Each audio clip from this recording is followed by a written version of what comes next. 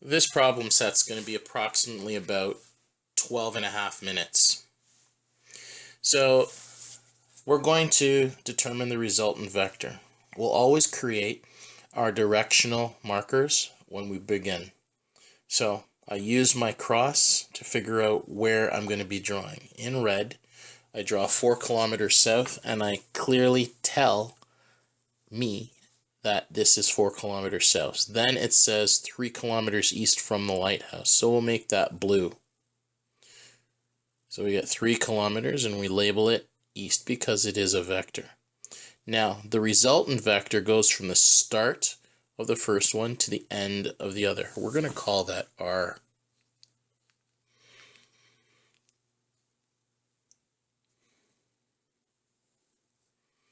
And now, since we have a right triangle, we're going to use Pythagoras Theorem.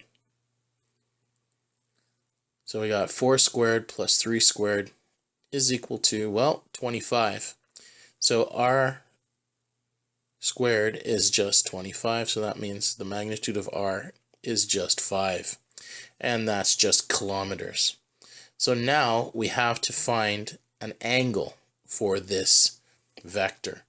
So I'm going to put my theta right there, and I'm going to use this in relation to the starting position. So tan of theta is 3 over 4. When you do your calculations, you end up with theta is equaling 37 degrees. So now what we can do is we can say the ship's direction is 5 kilometers south, 37 degrees east. And we're done. Now if we did an absolute bearing, we would have approximately 153 degrees, because we would start from the north and sweep down. This next problem has 2 vectors. I'm going to label one with red and label another one with blue. So I'm going to put 32 going along the base and then 48 along the side. So now what we're going to do is we're going to take the 48 newtons and we're going to, because we're trying to make an addition, we're going to take the 48 newtons and we're going to copy it to the end of the 32 newton force. And we'll try to write 48 newtons at some point. The very next thing that you need to do is you're going to have to think about where that 43 goes. So the 43 goes between the original 2 vectors. And all I'm going to do now is I'm going to extend the blue line and recognize that that's 43. And we know that for a straight line, 180 is what is there. So what we're going to do is we're going to take 180 and subtract 43 degrees, and we're going to get approximately 137 degrees for the angle in between the 2 vectors for the addition. So now that we've got that, we've got 2 vectors with an angle between them. We're eventually going to create our R vector, which is going to be right here.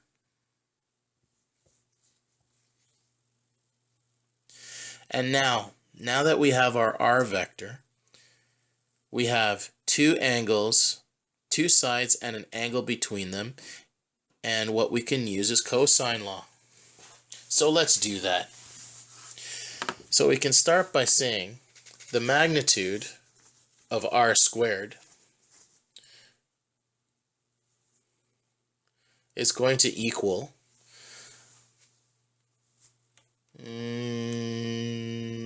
let's make it 32.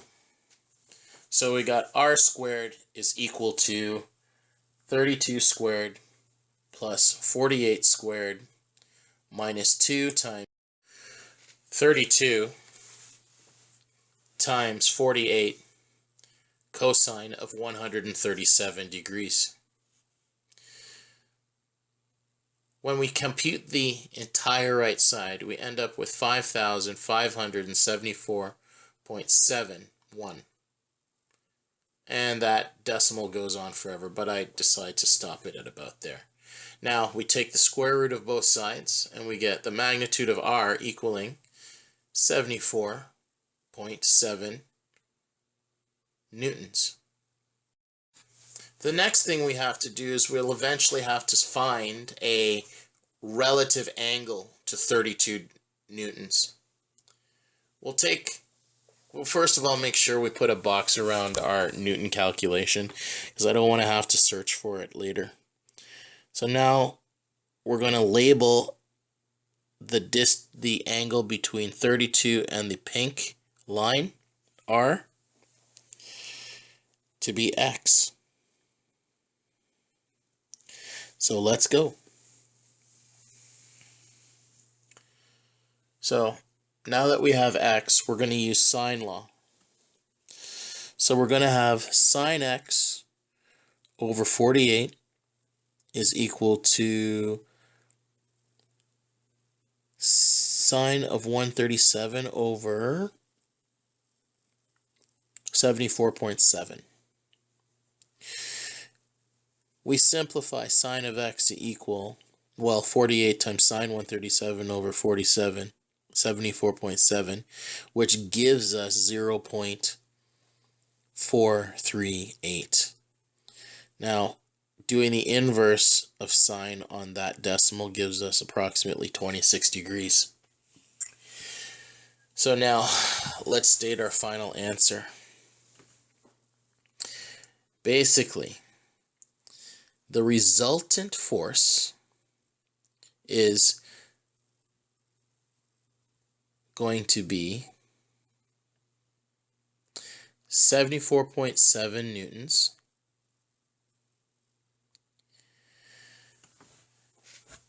at an angle of approximately 26 degrees relative to the 32 Newton force.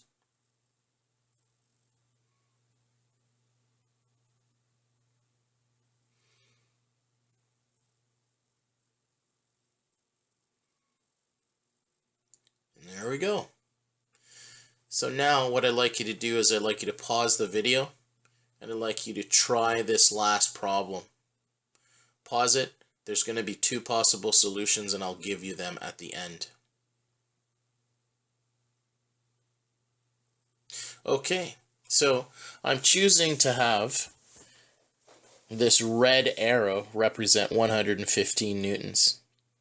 And that's going to be my horizontal vector. And then what I'm going to do is I'm going to draw my 75 vector.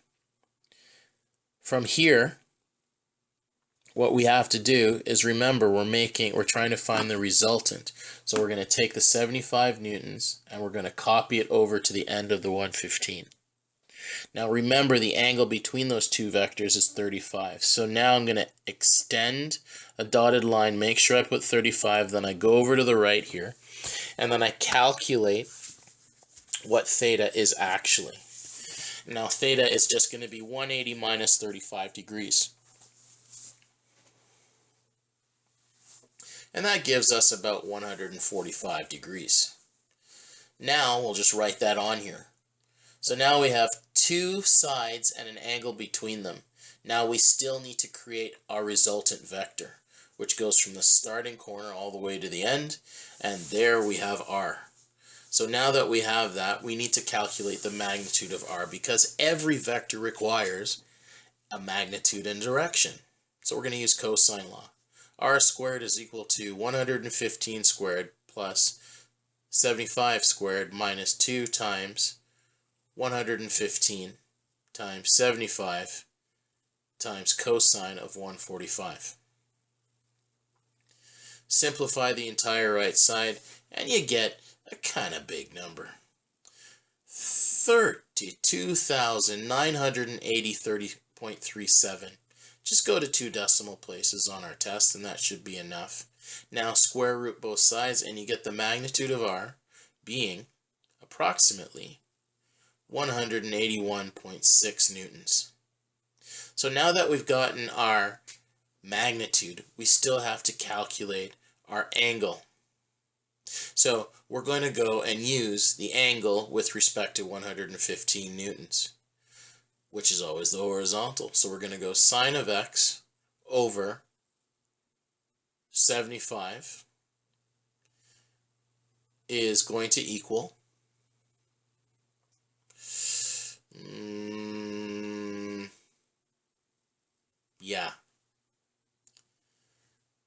sine x over 75. That's it. Is equal to, well, sine of 145 over 181.6. So now we rearrange and we solve for sine of x. Don't know why I wrote theta there. Ignore the theta and just put x on your sheet. Okay. So now you get so you get 75 sine 145 over 86.1. So sine of x is equal to, well, 0.236, which is approximately 14 degrees. Therefore, basically, the resultant is 186, and the angle between 115 and the vector is 14 degrees. Okay? Now that's one vector. The other vector is going to be same magnitude, but we have a slightly different angle because we're doing our measurement from the 75 Newton force.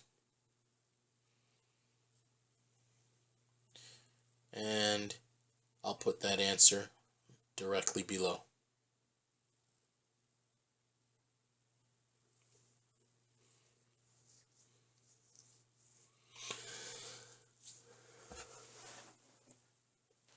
And we're done.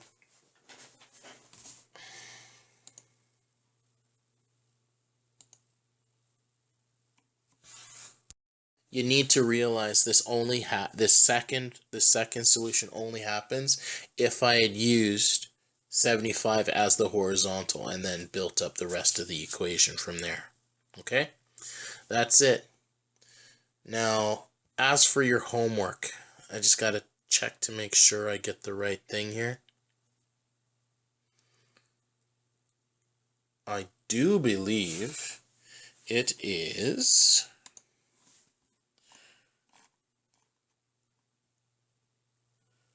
number 9 to 12.